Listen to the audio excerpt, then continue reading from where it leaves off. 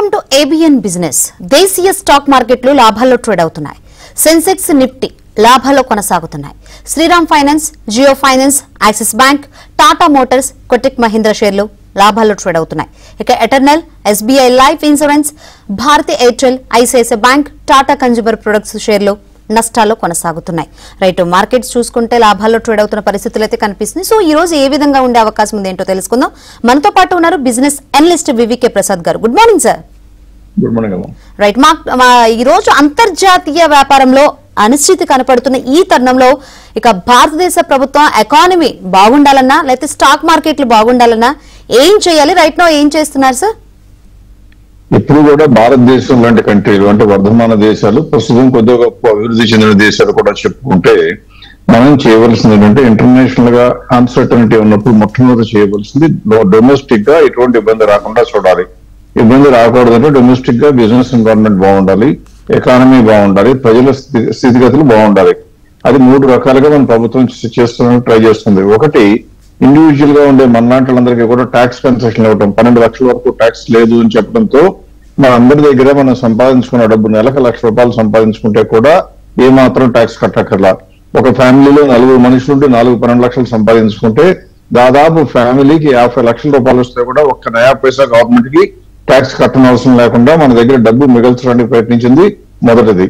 రెండవది ఏంటంటే ఎప్పుడు కూడా కన్జంప్షన్ పెరగాలి అంటే మన సొంత డబ్బులు సంపాదించుకునే కాకుండా అప్పు కూడా తేలిగ్గా దొరికితే బాగుంటుంది. అందుకని ఏం చేశారు ప్రభుత్వం, ఇప్పుడు రిజర్వ్ బ్యాంక్ వచ్చేసి వడ్డీ రేట్లు ఇంకా తగ్గించింది. 3 సార్లు తగ్గించడంతో ఇప్పుడు వడ్డీ రేట్లు, ఈఎంఐలు తగ్గించాయి. అంటే మనం ట్యాక్స్ కట్టట్లేదు, మన దగ్గర డబ్బు మిగులుతుంది, ఆస్తి కొనుక్కోవాలనే కోరిక ఉంది, కొనుక్కోవడానికి అందుబాటులో ఆస్తులు ఉన్నాయి, ఇంకా అవసరమైతే డబ్బులు ఇవ్వడానికి బ్యాంకులు ఉన్నాయి, కాబట్టి కన్సంప్షన్ పెరిగి తీరుతుంది. ఇవన్నీ చేస్తే ఆ సప్లై చేసే వాళ్ళు కరెక్ట్ గా సప్లై చేయగలరా వస్తువులు కానీ, ఇళ్లను కానీ, ఇటువంటి బిల్డింగ్లను కానీ సపోర్ట్ చేయడానికి, మ్యానుఫ్యాక్చర్ చేయడానికి వాళ్ళకి ఇబ్బంది లేకుండా వాళ్ళకి కూడా వడ్డీ రేటు తగ్గింది. పైగా వాళ్ళకి డబ్బు లభ్యత ఉండటానికి వీలుగా ప్రభుత్వ పరంగా ఏం చేశారు, రిజర్వ్ బ్యాంక్ పరంగా సిఆర్ఆర్ రేటు తగ్గించడంతో 2,50,000 కోట్లు ఇంకా కొత్తగా రిలీజ్ చేశారు. ఇంతకన్నా ప్రపంచంలో ఏ ప్రభుత్వం కూడా ఎకానమీ బాగుపడటానికి, స్టాక్ మార్కెట్లు బాగుపడటానికి ప్రయత్నించే అవకాశం నా లెక్క ప్రకారం ఉండదు. రైట్, కాల్ ఉన్నారు, మాట్లాడదామండి. ఎస్ కృష్ణ గారు మాట్లాడండి. నమస్కారం మేడం, ప్రసాద్ గారు నమస్కారం.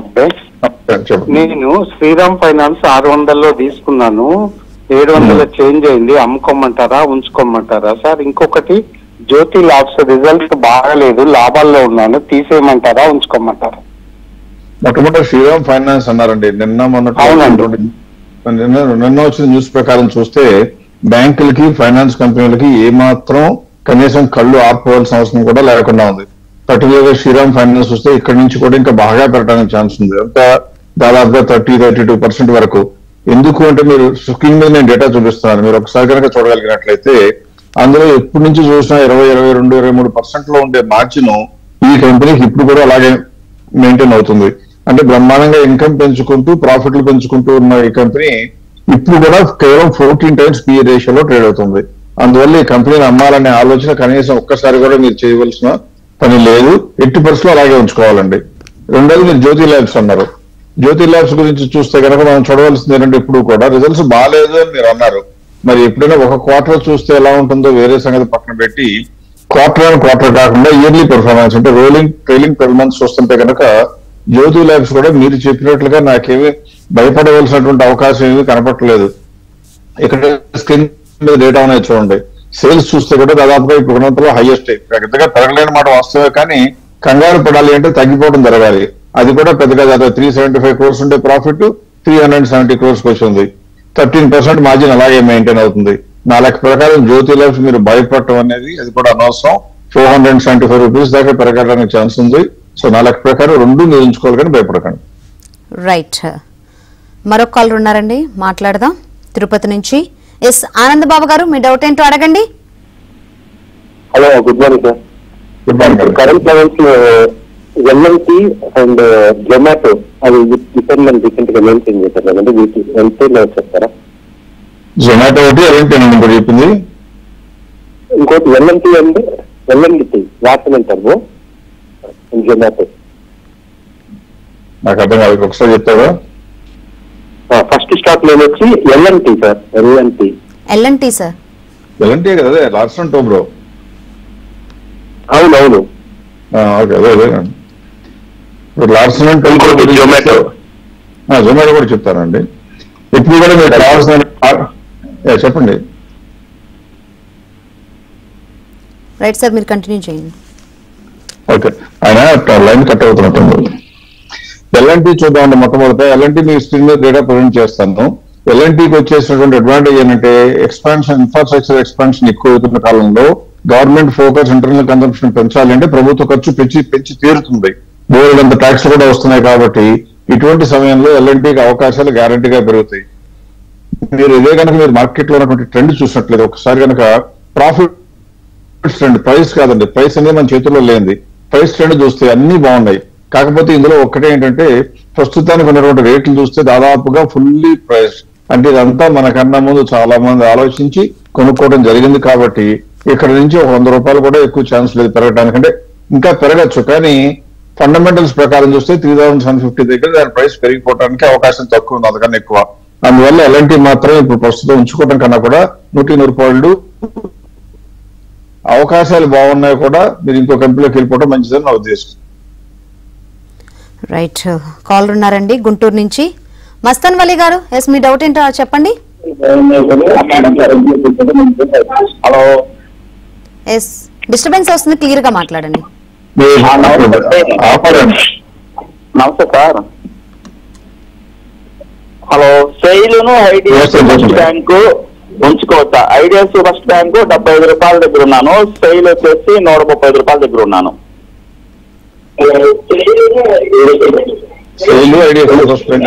టీవీ వాల్యూమ్ తగ్గించి క్లియర్గా మాట్లాడండి. మీరు టీవీ వాల్యూమ్ ఆపేయాలండి. మీరు మాట్లాడేటప్పుడు టీవీ వాల్యూమ్ కూడా పడితే మాకు ఎవరు మాట వినపడదు, కొద్దిగా లేకుండా. సెయిల్ చెప్తున్నానండి ముందు ఒకసారి. స్టీల్ ఇండస్ట్రీకి ప్రస్తుతం ఉన్నటువంటి అవకాశాల్లో ఇంపోర్ట్ డ్యూటీ విపరీతంగా వాయిస్ చేస్తున్నారు ఇక్కడ ట్రంప్ గారు. అలా ట్రంప్ కనుక స్టీల్ మీద, అల్యూమినియం మీద ఆల్రెడీ 50% తీసుకెళ్లారు. అలా కనుక జరిగితే ప్రస్తుతం ఉన్నటువంటి రిజల్ట్స్ ప్రకారం చూస్తే స్టీల్ ఇండస్ట్రీకి ప్రాస్పెక్ట్స్ బాగా కనపడటానికి అవకాశం ఉంది. ఎందుకంటే ట్రంప్ రాకముందు ఉన్నటువంటి మేజర్ వాల్యూమ్ అంతా కూడా మార్చి లో వచ్చింది, ఎంతగా పెద్దగా టారిఫ్ పడలేదు కాబట్టి. ఇది కంటిన్యూ అవుతుందా అంటే కంటిన్యూ అవడానికి అవకాశాలు తక్కువ ఉంటాయి. ఎందువల్ల చైనా లాంటి కంట్రీలు, సౌత్ కొరియా లాంటి కంట్రీలు వాళ్ళ దగ్గర ప్రొడక్షన్ చేసేటువంటి బోర్డు అంత స్టీల్ ని అమెరికాకి ఎక్స్పోర్ట్ చేసే బదులుగా 50% టారిఫ్ అక్కడ కడితే ప్రాఫిటబిలిటీ ఉండదు కాబట్టి అదంతా కూడా మనలాంటి కంట్రీలు, కన్సంప్షన్ ఉండే కంట్రీలకి, డబ్బులు ఉన్న కంట్రీల మీద డంప్ చేస్తారు. అప్పుడు స్టీల్ ఇండస్ట్రీ ప్రస్తుతం రిజల్ట్స్ ప్రకారం చూస్తే బాగున్నా కానీ ప్రమాదం మాత్రం ఉంది. అందువల్ల నా లెక్క ప్రకారం ఇప్పుడు చూడటానికి చూస్తే 136 నుంచి 190 వరకు వెళ్ళడానికి ఛాన్స్ ఉంది సేల్. అయినా కూడా నా ఉద్దేశం ఏంటంటే అందులో నుంచి వీళ్ళంత త్వరగా బయటపడటం మంచిది. కారణం కంపెనీ బాగాలేక కాదు, టారిఫ్ భయం, అంటే ట్రంప్ భయం. ఒకవేళ ట్రంప్ కనుక 50% టారిఫ్ లేదు, తీసేస్తాను అన్నా 10% వేస్తాను అంటే దీనికి మళ్ళీ అవకాశాలు కారంగా పెరుగుతాయి. కాబట్టి కొద్దిగా ఈ సమయంలో ట్రంప్ ఏం చేస్తారో ఊహించి నేను చెప్పడం కష్టం కాబట్టి అది చెప్పడం భావ్యం కాక నేను చెప్పడం లేదు. రైట్, కాల్ ఉన్నారని మాట్లాడదాం. ప్రకాశం జిల్లా నుంచి ఎస్ శ్రీనివాస్ గారు, మీ డౌట్ ఏంటి అడగండి. Sir good morning sir. నమస్తే అండి సార్. సుజలాన్ ఎనర్జీ నా దగ్గర 14,000 షేర్స్ ఉన్నాయి సార్. ఏం షేర్ సార్ అది ఇప్పుడు నేను 56 మీద తీసుకున్నాను సార్. ఏం షేర్ అన్నారు? సుజలాన్ ఎనర్జీ. సుజలాన్, అవును సార్. ఓకే సార్ అది ఇప్పుడు ఉంచుకోమంటారా, తీసేయమంటారా సార్? సుజలాన్ ఎనర్జీ ముందు ఫస్ట్ మీరు ఒకటి అంటే ఏమనుకోకండి, కొద్దిగా గట్టిగా చెప్పానని, మనకు ఇష్టమైన షేర్ కదా అని ఎంత పడితే అంత క్వాంటిటీ కొనుక్కోవడం ఎవరికి రిటైల్ ఇన్వెస్టర్స్ అసలు మంచిది కాదు. మీరు అంతంత పెద్ద క్వాంటిటీ కొనాలి అంటే ఆ కంపెనీ కొనుక్కుందామని కోరుకుంటే కొనాలి, కానీ అదర్వైజ్ మీ డబ్బులో ఎప్పుడు కూడా మీకున్న మొత్తం కనుక 20 లక్షలు పెడతానంటే అందులో 4 లక్షలు అంటే 20% కన్నా ఎక్కువ ఒక సెక్టర్ లోకి వెళ్ళకూడదు. ఎట్టి పరిస్థితుల్లో కనుక అది పెంచకుండా అలా కనుక మీరు మెయింటైన్ చేస్తే మీకు ఇబ్బందులు ఎక్కువ రావు. లేకపోతే ఇలాగే ఒక కంపెనీ పడిపోతే విపరీతంగా భయపడతారు. ఇకపోతే సుజలాన్ లో ఉండటం మంచిదా కాదా అంటే అదంతా నేను చూసుకుంటాను కానీ మీరంటే సుజలాన్ లో ఉంచుకోవడం మంచిదా కాదంటే ఖచ్చితంగా మంచిది. ఒకప్పుడు ఈ కంపెనీలో చాలా రకమైనటువంటి బ్యాడ్ న్యూస్ ఉండేవి, కార్పొరేట్ గవర్నెన్స్, రిపోర్ట్లు, తప్పు రిజల్ట్స్ ఇట్లా చేస్తారని అన్ని ఉండేవి. అవన్నీ కూడా దాదాపుగా పటాపంచలైపోయి ఇప్పుడు సుజలాన్ అన్ని రకాలుగా చూస్తే కూడా మీకు స్క్రీన్ మీద కనపడుతుంది చూడండి. బయట దాదాపుగా మార్జిన్ 9% ఉన్న మార్జిన్ ఇప్పుడు 19% వచ్చింది. ఈ క్వార్టర్ లో వచ్చిన మార్జిన్ లో మెయిన్ లాభం బాగా లాభం వచ్చినట్టు కనపడినా అదంతా కూడా ట్యాక్స్ రైట్ ఆఫ్ మూలంగా మీకు స్క్రీన్ మీద కనపడుతుంది చూడండి. ట్యాక్స్ దగ్గర -625, అంటే వీళ్ళకి వచ్చిన 20 కోట్లు 2071 కోట్లు ఉంటే అందులో 620 దాని మూలంగానే వచ్చింది. అది తీసి పక్కన పెట్టినా కూడా ఇంకా బ్రహ్మాండంగానే ఉంది. కాబట్టి నా అంచనా ప్రకారం ఏ రకంగా చూసినా కూడా ఈ కంపెనీ ఎట్టి పరిస్థితుల్లో భయపడవలసిన లేదు. పైగా పవర్ జనరేషన్ లోను ఎలక్ట్రిక్ ఎక్విప్మెంట్ లోను ఈ కంపెనీకి మన ప్రభుత్వం యొక్క ప్రాధాన్యాల్లో ఇది మొట్టమొదటిది కాబట్టి ఏ మాత్రం కంగారు పడక్కర్లేదు. కాకపోతే వాల్యూమ్ తగ్గించుకుని ఎక్స్పోజర్ కొద్దిగా ఇండస్ట్రీ వైజ్ మాత్రం తగ్గించుకుంటే మంచిది. Otherwise you are a good company. Right Prasad గారు, ఒక చిన్న బ్రేక్ తీసుకుందాం. ఏబిఎన్ రైట్ సార్, కాల్ ఉన్నారు, మాట్లాడదాం. సుబ్బారావు గారు మాట్లాడండి, మీ డౌట్ ఏంటో అడగండి. నమస్తే ప్రసాద్ గారు. నమస్తే అండి, చెప్పండి. మీరు లోగడ నాకు ఒకటి చెప్పారు, ఎస్కేఎం ఎగ్ ప్రొడక్ట్స్ అని 400 రూపాయల్లో తీసుకున్నానండి. మీరు రికమెండేషన్ చేశారు. అది ఏ కంపెనీ అన్నారు? SKM egg products. చెప్పండి, ఎగ్ది SKM. SKM, okay. SKM egg products. అవును సార్. ఇప్పుడు అది ఎవరు చేయమంటారా లేకపోతే ఏంటి? 230 ఎస్కేఎం ఎగ్ ప్రొడక్ట్స్ అనేది ఆ టైంలో రిజల్ట్స్ బాగున్నప్పుడు కొనుక్కోమని చెప్పిన మాట వాస్తవం. ఇదే ప్రాబ్లం అండి. ఎక్కువ రిటైల్ ఇన్వెస్టర్స్ ఏం చేస్తారంటే ఎప్పుడో ఒక మాట విని ఆ తర్వాత దాని గురించి పట్టించుకోకపోవడం యూజువల్ గా ఇబ్బంది. ఎందుకంటే ఈ కంపెనీని ఎప్పుడు కూడా ప్రతి 3 నెలలకి రిజల్ట్స్ వచ్చినప్పుడు మేము రెగ్యులర్ గా ట్రాక్ చేస్తూ ఎప్పుడో దాన్ని అమ్మేయమని చెప్పడం కూడా జరిగింది. ఆ విషయం కూడా మనం ప్రోగ్రామ్ లో ఒకసారి చెప్పడం జరిగింది. ఇది నన్ను సమర్థించుకోవడానికి కాదు నేను చెప్తుంది, యూజువల్ గా ఇన్వెస్టర్లు చేసే పొరపాటు. ఇప్పుడు మీకోసం స్క్రీన్ మీద డేటా ప్రెజెంట్ చేశాను చూడండి. ఫర్ ఎగ్జాంపుల్ 2023 సెప్టెంబర్ లో చూసినట్లయితే దాని మార్జిన్ ఎంత ఉందని మీరే చూస్తే 16% ప్రాఫిట్ మార్జిన్ ఉంది. ఆ తర్వాత 14, 12, 10 ఇప్పుడు దాదాపుగా 7% వచ్చేసింది. అంటే ఈ కాలంలో ఒకప్పుడు 750 కోట్లు ఉన్న టర్న్ ఓవర్ ఇప్పుడు 500 కోట్లు తగ్గటం, మార్జిన్లు పడిపోవటం, ఇంకా నష్టాలు రావట్లేదు కంపెనీకి. కానీ లాభదాయకత కనుక పడిపోతున్నట్లయితే ఆ కంపెనీ మీద చూపు ఎక్కువ మందికి ఉండదు, తిప్పేస్తారు. అందువల్ల ఇప్పుడు ఉంచుకోవాల్సిన అవసరం 1% కూడా లేదు.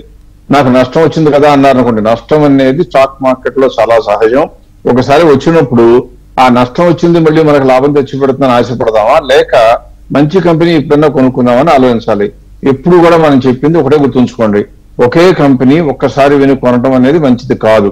పోర్ట్ఫోలియో బిల్డ్ చేసుకోవాలి. ఏ రోజైనా కొనదలుచుకుంటే మీరు ఆ రోజున పోర్ట్ఫోలియో మొత్తం కనుక కొనుక్కుంటే ఇటువంటి అవకాశాలు ఇబ్బంది రాదు. సో కాబట్టి ప్రస్తుతానికైతే మాత్రం నా లెక్క ప్రకారం అమ్మేయాలి. లాస్ వచ్చినా కూడా దిగమింగుకుని మంచి స్టాకుల్లో కొనుక్కోవాలి ఇప్పుడు. కానీ ఆ స్టాక్ ఇంకా పట్టుకొని ఉంచుకోవడం మాత్రం మంచి పద్ధతి కాదు. రైట్, మరో కాల్ ఉన్నారండి. ఎస్ రమేష్ గారు, మీ డౌట్ ఏంటో అడగండి. Good morning sir. Good morning అండి. గుడ్ మార్నింగ్ అండి. సుజలాన్ 65 కొన్నాను సార్ నేను. మీ వాయిస్ చాలా ఇబ్బందిగా ఉంటుంది అంటే నాకే ఉందో మరి యాంకర్ గారు బ్రేక్ అవుతుంది సార్. అవును, సుజలాన్ షేర్స్ అండి. కొంచెం క్లారిటీగా మాట్లాడారు రమేష్ గారు, బ్రేక్ అవుతుంది వాయిస్. బయట నుంచి మీరు సిగ్నల్ సరిగ్గా ఉన్న చోట ఫోన్ చేస్తే మాకు మీకు ఇబ్బంది లేకుండా ఉంటుంది. రైట్ రైట్, కాల్ కట్ అయింది సార్. ఇక చూసుకుంటే స్టాక్ మార్కెట్ లో బ్యాంక్ స్టాక్లకి రాబోయే రోజుల్లో మంచి రోజులు వస్తాయని కనబడుతున్నాయి. సో ఈ విషయం నిజమే అంటారా, నమ్మొచ్చు అంటారా? అసలు బ్యాంకింగ్ స్టాక్స్ కి ఎట్టి పరిస్థితుల్లో కూడా రాబోయే రోజుల్లో మంచి రోజులు ఉండి చేరుతాయి. దానికి 2-3 కారణాలు చెప్పుకోవచ్చు. ఒకటేమో 2,50,000 కోట్లు ఆర్బీఐ కొత్తగా రిలీజ్ చేస్తే కొత్తగా అప్పులు ఇచ్చుకోవచ్చు, అంటే వాళ్ళకి ఇన్కమ్ పెరుగుతుంది, నెంబర్ 1. రెండవది, ఎప్పుడైతే ఇంట్రెస్ట్ రేట్లు తగ్గుతాయో తగ్గినప్పుడు బ్యాంకులు రూల్స్ ప్రకారం, ఎప్పుడు మనం చాలాసార్లు చెప్పినమాట, ఇది రిజర్వ్ బ్యాంక్ చెప్పినటువంటి రూల్స్ ప్రకారం గవర్నమెంట్ సెక్యూరిటీస్ లో ఇన్వెస్ట్ చేసి ఉంటారు. ఆ సెక్యూరిటీల యొక్క విలువ పెరుగుతుంది. ఇప్పుడు పెరిగిన 0.5%, అంతకు ముందు పెరిగినటువంటి ఇంకో 0.5%, మొత్తం కలిసి 1% తీసుకుంటే దాదాపుగా వాళ్ళ ఆస్తుల విలువ, వాళ్ళు ఎక్స్ట్రా బిజినెస్ చేయకపోయినా, వాళ్ళు తినకపోయినా, ఊర్లో వాళ్ళు తినకపోయినా బ్యాంకులకి దాదాపుగా 7% వరకు ప్రాఫిట్ వస్తుంది. అంటే 82 లక్షల కోట్లు గవర్నమెంట్ సెక్యూరిటీస్ ని బ్యాంకులు హోల్డ్ చేస్తుంటే దానిలో 7.5% అంటే దాదాపుగా 6 లక్షల కోట్లు. అంటే లాస్ట్ 1 ఇయర్ నుంచి చూస్తే ఆ బ్యాంకులకు వచ్చిన టోటల్ లాభం ఎంత అని చూస్తే కూడా 3,99,000 లేదా 4 లక్షల కోట్లే. అన్ని బ్యాంకులకి కలిపి వస్తున్న లాభం 4 లక్షల కోట్లు అయితే, ఈ ఇంట్రెస్ట్ రేట్ ఈ మధ్య కాలంలో తగ్గిన దాని మూలంగా వాళ్ళ ఆస్తులు పెరిగేది 6 లక్షల కోట్లు. అది కూడా ఆర్బీఐ ఏం చెప్తున్నారు, వచ్చిన లాభం అంతా ప్రాఫిట్ కింద డిక్లేర్ చేయండి, కన్సిడర్ చేసుకోండి, కావాలంటే డివిడెండ్ కూడా ఇచ్చుకోండి అంటుంది. కాబట్టి ఏం చేస్తారు, ఈ బ్యాలెన్స్ షీట్లన్నీ కూడా రేపు జూన్ క్వార్టర్ లో వచ్చినటువంటి రిజల్ట్స్ అనౌన్స్ చేసినప్పుడు ఈ బ్యాంకులన్నీ కూడా మంచి మంచి లాభాలు డిక్లేర్ చేస్తాయి. అటువంటిప్పుడు జనరల్ గా ప్రజల్లో ఇన్వెస్టర్లు చూసేవాళ్ళు లాభాలు చూస్తారు. కాబట్టి ఎక్కడి నుంచి వచ్చింది, లేదా వచ్చింది మంచిదా కాదా అని చూడటం కన్నా కూడా లాభం పెరిగిందంటే కొనుక్కుంటారు. అందువల్ల ఇంటర్నేషనల్ ఇన్వెస్టర్స్ అయినా కొనుక్కుంటారు, మన ఇన్వెస్టర్లు అయినా కొనుక్కుంటారు. అంటే ఇంతమంది కొనుక్కోవడానికి ముందుకు వస్తారు అని మనం ఆశించినప్పుడు రేట్లు పెరగడం కూడా చాలా సాధారణంగా చెప్పొచ్చు. బ్యాంకింగ్ స్టాక్స్ ఇప్పుడు కూడా చాలా అట్రాక్టివ్ గా కనపడతాయి. రైట్, కాల్ ఉన్నారు, మాట్లాడదామండి. లక్ష్మి గారు, మీ డౌట్ ఏంటో అడగండి. నమస్తే అండి ప్రసాద్ గారు. నమస్తే అండి. ఈ రేట్లోని పవర్ గ్రిడ్ గానీ ఆర్వీఎన్ఎల్ గానీ ఏది కొనుక్కుంటే మంచిది, ఏ రేట్ లో కొనుక్కోవాలి? పవర్ గ్రిడ్ ఇంకోటి ఏం చెప్పారు మీరు? ఆర్వీఎన్ఎల్ అండి. RVNL, okay. రెండు కూడా ఇప్పుడు ఫోమో అంటా ఉన్నాడు, fear of missing out. Power grid కనుక మీరు చూసుకుంటే ఈ మధ్య కాలంలో పెరిగి బాగా తక్కువ వచ్చింది. ఈ కంపెనీ పెరగటం మంచిదా కాదా అని ఒక ఆర్గ్యుమెంట్ పక్కన పెడితే ఇవాళ తగ్గింది కాబట్టి అట్రాక్టివ్ కాదో చూద్దాం. మొట్టమొదటి చూడాల్సింది ఏంటంటే, మీరు ఒకసారి డేటా ప్రజెంట్ చేస్తాను స్క్రీన్ మీద, మీరు నోటీస్ చేయగలిగితే ఎందుకు నేను చెప్పవలసి వస్తుందో ఇటువంటి మాటలు తెలుస్తుంది. 2023 జూన్ నాటికున్న టోటల్ వాల్యూమ్ ఎంత అంటే సేల్స్ దానికి 45,000 కోట్లు. ఇప్పుడు ఎంత ఉందండి? 45,792 కోట్లు. అంటే ఎక్కడ వేసిన గొంగళి అక్కడే ఉంది, ఏమీ పెరగల. కానీ కొన్ని ప్రాఫిట్స్ అన్ని పెరిగాయి. 15,400 కోట్లు అప్పుడు ఉంటే ఇప్పుడు కూడా 15,245. పెద్దగా తగ్గలేదు, పెద్దగా పెరగలేదు. అంటే ఇటువంటి కంపెనీలకు ఏమొస్తుందంటే వ్యాపారం వల్ల అమాంతంగా లాభాలు పెరిగే అవకాశం ఉండదు, అమాంతంగా కుంగిపోయే అవకాశం ఉండదు. అందువల్ల క్యాపిటల్ భద్రంగా ఉండాలని కోరుకునే వాళ్ళు ఎక్కువ కొనుక్కోవాలి. కానీ అదర్వైజ్ ఇటువంటి కంపెనీలో కొనుక్కోవాలా అంటే నా లెక్క ప్రకారం అంతగా అట్రాక్టివ్ గా కనపడదు. మార్జిన్స్ కూడా చూడండి ఒకసారి, 33% ఏమో అంతకుముందు ఎప్పుడో ఉంది, 2 years బ్యాక్. ఇప్పుడు కూడా 33%. సేల్స్ పెరగవు, లాభం పెరగదు, మార్జిన్ పెరగదు. రేట్లు పెరగాలి అంటే ఏమొస్తుంది? మనకన్నా ఈ మాత్రం కూడా ఉండే కంపెనీలు లేవని నమ్ముకున్న వాళ్ళ నుంచి ఈ కంపెనీ కొంటే కానీ పెరగదు. అందువల్ల పవర్ గ్రిడ్ నా లెక్క ప్రకారం రిటైల్ ఇన్వెస్టర్స్ కి లాంగ్ టర్మ్ కనుక ఉంచుకుందాం ఉంటే మాత్రం కొనడానికి అర్హత లేని కంపెనీ. రెండోది ఆర్వీఎన్ఎల్ అన్నారు. ఇది కూడా ఏంటంటే మోస్ట్లీ హైప్ అండి. ఎంత హైప్ అంటే ఈ కంపెనీకి విపరీతమైన హైప్. ఆ కంపెనీలో వచ్చే లాభాలు తక్కువ. ఆ కంపెనీ తీసుకున్న కాంట్రాక్ట్లన్నీ సబ్ కాంట్రాక్ట్లు ఇచ్చేస్తూ ఉంటుంది. అయినా కానీ ఆర్డర్లు వచ్చినాయి అంటే విపరీతంగా కొంటారు. ఈ కంపెనీకి ఉన్న మేనేజింగ్ డైరెక్టర్ మీద మార్కెట్ కున్న అపారమైన నమ్మకం మూలంగా పెరిగింది తప్పితే ఈ కంపెనీ కూడా బ్రహ్మాండంగా పెరిగిందేమో మీరే చూడండి. 21,000 కోట్లు ఉన్న టర్న్ ఓవర్ 2 సంవత్సరాల క్రితం 2023లో, ఇప్పుడు చూస్తే కూడా అంతకన్నా తక్కువ 19,000 crores. మరి ప్రాఫిట్ అన్న బ్రహ్మాండంగా పెరిగిందంటే 1465 crores ఉన్న టర్న్ ఓవర్ ఇప్పుడు 1281.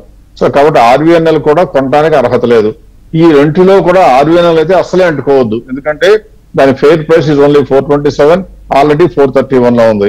ఈ రెండులోనే కొనుక్కుంటానండి అంటే పవర్ గ్రిడ్ కొనుక్కోవాలి. కానీ నా ఉద్దేశం ప్రకారం రెండు కూడా మీకు రీజనబుల్ గా అట్రాక్టివ్ గా కనపడకూడదు.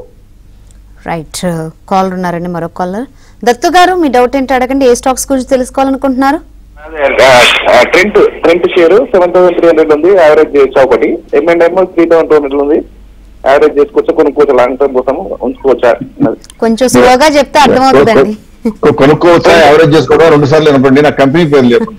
ట్రెంట్ ట్రెంట్ ట్రెండ్ అండి సార్. ట్రెంట్ కూడా చాలా చాలా హై వాల్యుయేషన్. రెండో కంపెనీ చెప్తూ కనుక చూసినా చూద్దాం. ముందు ట్రెంట్ చూపించడానికి ప్రయత్నిస్తున్నాను. ట్రెంట్ లాంటి కంపెనీలు ఏంటంటే మార్కెటింగ్ హైప్ విపరీతంగా, అంటే జూడియో కానివ్వండి, వెబ్సైట్ కానివ్వండి, ఇవన్నీ కూడా షోరూమ్ లో పెట్టడంతో విపరీతంగా పెరిగిన మాట వాస్తవం. మేము కొనుక్కోమని చెప్పిన మాట వాస్తవం. కొనుక్కున్నాక ఈ రోజున బాగా లాభపడినాడు, అందరినీ అమ్మేయించిన మాట కూడా వాస్తవం. కాబట్టి మేము అందరినీ అమ్మేయిస్తున్న ఈ సమయంలో మీరు ట్రెంట్ గురించి అడిగితే నేను బాగుందని చెప్పాలా, చెప్పకూడదు. అలా అని కాకపోయినా మీరు మార్జిన్సే చూడండి ఒకసారి. 2024 జూన్ నాటికి, అంటే లాస్ట్ ఇయర్ సరిగ్గా 1 year క్రితం చూస్తే దాని ప్రాఫిట్ మార్జిన్ 12% ఉండేదండి. అప్పుడు టర్న్ ఓవర్ అంతా 14,000 కోట్లు. అప్పటి నుంచి ఇప్పుడు ఎంతకు వచ్చిందండి టర్న్ ఓవర్? 17,000 కోట్లకు వచ్చింది. కానీ దాని ప్రాఫిట్ చూడండి, 1,700 కోట్లు ఉంది 24 జూన్ లో. ఇప్పుడు ఎంత ఉంది? 1,534 కోట్లు. అంటే టర్న్ ఓవర్ ఏమో దాదాపుగా 20% పెరిగితే ప్రాఫిట్ ఏమో 10% పడిపోయింది. అది తిరోగమనం అని చెప్పడానికి సజీవ సాక్ష్యం. వెంటనే చూడొచ్చు. సేల్స్ పెరుగుతుంటే లాభాలు తగ్గడం ఏంటి? మార్జిన్స్ కూడా చూస్తే 8.96. పైగా దీని ఫెయిర్ ప్రైస్ ఎంత? 5,565. ఇప్పుడు ఎంత ఉంది? 5,794. సో నా లెక్క ప్రకారం మీకు నష్టం వచ్చినా లాభం వచ్చినా ఖచ్చితంగా అమ్ముకోవాల్సిన కంపెనీ తప్పితే ఉంచుకోవాల్సింది కాదు. ఇప్పుడు చెప్పండి రెండో కంపెనీ కూడా అడిగారు మీరు. రైట్, కాలర్ కట్ అయిందండి, మనకు కూడా టైం అయిపోయింది. Okay. Thank you so much sir Prasad గారు, కాలర్స్ కి మంచి సజెషన్స్ ఇచ్చారు. థ్యాంక్ యూ సో మచ్ అండి. ఇది ఇవాల్టి ABN business. Keep watching ABN.